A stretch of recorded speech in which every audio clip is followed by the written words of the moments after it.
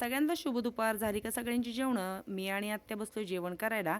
आम्हाला खायचं होतं खरं हे नाश्त्यामध्ये, पण वेळ काय मिळाला नाही आणि ते आम्ही आता जेवणात खातोय. इडली आणि सांबार. बरेच दिवस झालं आत्यांचं चाललं होतं आपण इडली बनवूयात. मस्त इडल्या झाल्यात बघा. तेच आमच्या इडल्या थोड्याशा काळपट का दिसतायत?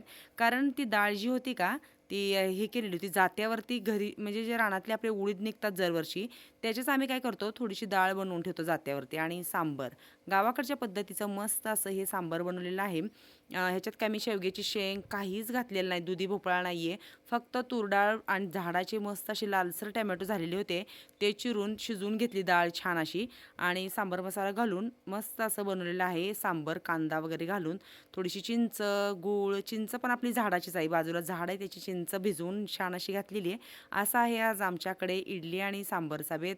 खोबऱ्याची चटणी काय बनवली नाही जास्त, आमच्याकडे आहे ना सांबारच आवडतं. हिला दिली चपाती खायला आणि मला एक कमेंट्स आली की तुमचे लालू आणि काळू कुठे आहेत? तर दाखवते तुम्हाला ते पण आणि या सगळ्यांनी छान असं जेवण करायला.